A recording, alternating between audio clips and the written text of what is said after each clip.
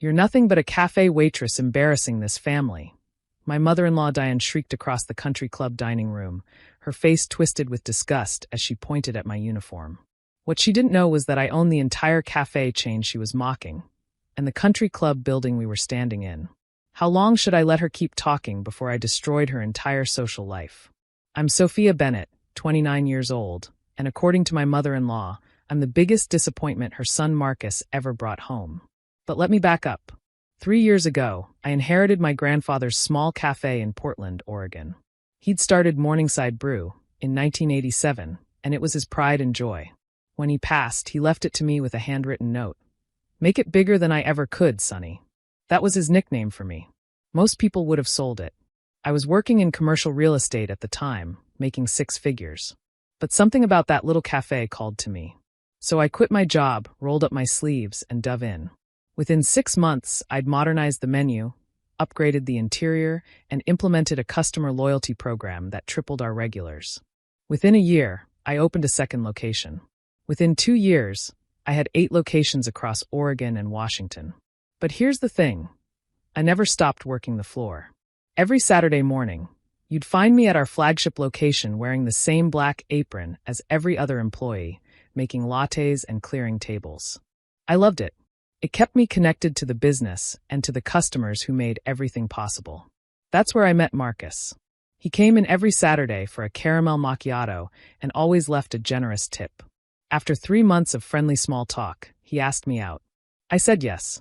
Marcus was a corporate attorney, successful, kind, and surprisingly down-to-earth for someone who grew up in Portland's wealthy West Hills neighborhood. We dated for a year before he proposed, and I fell completely in love with him. There was just one problem, his mother. Diane Whitmore Bennett was old Portland money. Her family had made their fortune in timber and shipping, and she never let anyone forget it. She belonged to the prestigious Cascade Heights Country Club, served on multiple charity boards, and judged everyone by their pedigree and bank account. When Marcus first introduced us, Diane looked me up and down like I was something stuck to her Louboutin heel. "A cafe worker," she said, the word dripping with disdain. "How quaint. I own the cafe, actually," I'd corrected her gently. "It's a small chain. Small business," she'd interrupted with a dismissive wave. "How nice for you, dear." Marcus squeezed my hand apologetically, but I could see the tension in his jaw. This was going to be difficult. Over the next year, Diane made her disapproval crystal clear. At our engagement party, she introduced me to her friends as Marcus's little girlfriend who works in food service. At the bridal shower, she loudly discussed how she'd hoped Marcus would marry someone from a good family. You know, the Henderson's daughter is a doctor. I endured it all with gritted teeth because I loved Marcus, and he was genuinely trying to run interference. But his mother was relentless. The breaking point came 3 months after our wedding, at the Cascade Heights Country Club's annual charity gala.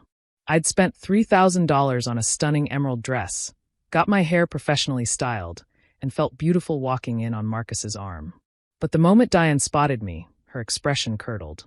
"You came," she said, as if I were an uninvited guest rather than her son's wife. "Of course," I replied cheerfully. We wouldn't miss it. The evening started fine. Marcus introduced me to colleagues and friends, and I was actually enjoying myself. Then I made the mistake of mentioning I had to leave early for the Saturday morning shift at the cafe. Diane overheard. "You're leaving this important event for a waitressing shift?" she said loudly, causing nearby conversations to pause. "Marcus, surely you can provide well enough that your wife doesn't need to work at some diner?" "It's not a diner, Mother. Sophia owns." "I don't care what she owns." Diane's voice rose, attracting more attention. "She's embarrassing this family. My friends are asking why my daughter-in-law is slinging coffee like some common servant." The entire ballroom had gone quiet. My face burned with humiliation, but I kept my voice steady. "Diane, I'm proud of my work." "Proud? You should be ashamed. You're making Marcus look like he married beneath him, which, frankly, he did." She turned to the crowd of roughly 50 people, all watching with varying degrees of shock and fascination. "Can you imagine? My son, a partner at Morrison & Associates, married to a cafe waitress." Something inside me snapped. Not into anger, into ice-cold clarity. I pulled out my phone and stepped away from the crowd, dialing a number while Diane continued her tirade about my low-class job and how I was ruining the Bennett name. "Hi, James. I said quietly when the call connected. It's Sophia. Remember that property discussion we had last month? I'm ready to move forward. But first, I need you to pull up the membership list for Cascade Heights Country Club. Specifically, Diane Whitmore Bennett's account. James Morrison was my commercial real estate attorney and the senior partner at the firm where Marcus worked. He was also my business advisor for the massive expansion I'd been planning. Is there a problem? James asked, concern in his voice. Let's just say I'm done being disrespected. Can you confirm her membership status? I heard typing. Active member since 1989. Pays the premium annual fee of $25,000. Why? Perfect. Now about that property we discussed, the country club building itself. You said the club's board was desperate to sell due to financial difficulties. Yes, they're $3.2 million in debt from the recent renovations. They're seeking a buyer who'll let them continue operating while paying down the debt. I watched Diane across the room, still holding court about my inadequacies. I'll buy it. Full asking price, cash offer, close in 30 days. But I want full operational control, including membership decisions.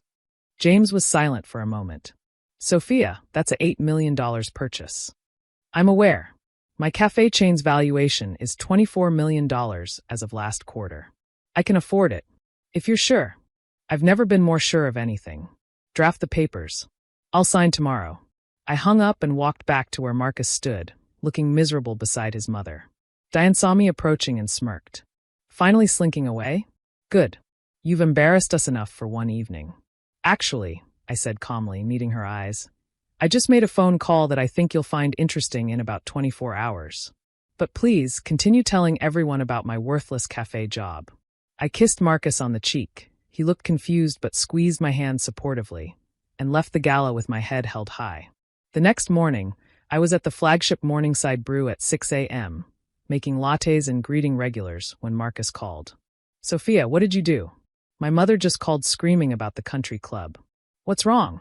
I asked innocently, steaming milk for a cappuccino. They revoked her membership. She got a call this morning saying her membership was terminated effective immediately, with no refund on this year's dues. She's hysterical. I smiled. How strange. Sophia, Marcus, your mother humiliated me in front of 50 people last night. She called me a common servant and said you married beneath you. I'm done tolerating her disrespect. But how did you get her membership revoked? I bought the country club. Silence. You what? I purchased the Cascade Heights Country Club building and operations this morning. The sale closed an hour ago. As the new owner with full operational control, my first executive decision was to review memberships. Your mother's pattern of using club events to publicly humiliate people, including her own daughter-in-law, violated the club's code of conduct. So I terminated her membership. You bought an entire country club to kick out my mother? No, I corrected. I bought a strategically valuable property that complements my expansion plans. Kicking out your mother was just a very satisfying bonus. Marcus laughed, actually laughed. Oh my God. My mother is going to lose her mind. She already has, apparently. She's called you, hasn't she? 17 times. I've been ignoring her. Good. Marcus, I love you, but I won't be disrespected anymore. Especially not about the business I've built from nothing into a multi-million-dollar success. I know, he said softly. I'm sorry I didn't shut her down harder last night. I was in shock. But Sophia, you're incredible. And slightly terrifying. I prefer determined. That afternoon, Diane showed up at the café, the flagship location where I was working. She stormed in wearing a Chanel suit and fury. You spiteful little. Careful, I interrupted, setting down a dish towel. You're in my establishment now. I can have you removed for causing a disturbance. Her face turned purple. You can't just kick me out of the country club. I'm a founding family. I know people. I'll sue you. Feel free. My lawyers will present the club's code of conduct, which you violated multiple times, including last night when you publicly humiliated another member, me, in the main ballroom. We have security footage and 47 witness statements. The wind left her sails. This is because I told the truth about your little coffee shop. This is because you're a bully who's been using her social position to tear down people she considers beneath her. But here's the thing, Diane. I'm not beneath you. My little coffee shops generate $8.9 million annually. I own 12 locations, employ 147 people, and just purchased an $8 million property with cash. I worked the cafe floor this morning not because I have to, but because I want to stay connected to the business that I built. I stepped closer, lowering my voice. You judged me from day one without knowing anything about me except that I wore an apron. Well, now you know the truth. And you're banned from my country club because of your behavior, not my revenge. Diane's mouth opened and closed like a fish. However, I continued, I'm not completely heartless. I'll reinstate your membership on one condition. You publicly apologize for last night, and you never disrespect my career again. Your choice. She stared at me for a long moment, and I watched decades of entitlement war with the desperate need to maintain her social status. The country club was her identity. Without it, she'd be exiled from her entire social circle. Finally, she whispered, I apologize. Louder, and with sincerity. I apologize for what I said last night. It was inappropriate and unkind. And her jaw clenched. And your business is clearly more successful than I realized. I was wrong to judge you. I nodded. I'll have the club send you reinstatement papers. But Diane, one more incident like last night, and you're out permanently. Understood. She nodded stiffly and fled the cafe. Marcus arrived that evening with flowers and takeout. I heard my mother came by. She apologized. I genuinely never thought I'd see that day. He pulled me into a hug. I'm sorry you had to go nuclear to get basic respect. Sometimes people only understand power dynamics. Your mother assumed I had none, so she felt free to abuse me. Now she knows differently. My wife, the secret business mogul. I laughed. Not so secret anymore. 6 months later, Diane and I have reached an uneasy truce. She's careful around me now, always polite, though I catch her watching me sometimes with what might be grudging respect. She even came to the opening of our 13th location and wore a Morningside Brew branded t-shirt for the photo op. Marcus jokes that I bought a country club to win an argument with my mother-in-law. But the truth is more complex. I bought it because it was a smart business move. The property now houses our corporate offices and a flagship cafe that's become the highest-grossing location in the chain. Diane's humiliation was just the catalyst. Last week, I was working the Saturday morning shift when a young woman came in looking nervous. Are you the owner? She asked. I am. How can I help you? I'm starting my own business, and everyone keeps telling me I should get a real job first. My family thinks I'm crazy. But I read about you, how you quit your corporate job to run this place, and how you still work the floor. It gave me courage. I smiled and poured her a coffee on the house. The people who doubt you just can't see your vision yet. Prove them wrong. She left with tears in her eyes and renewed determination. That's why I still wear the apron every Saturday.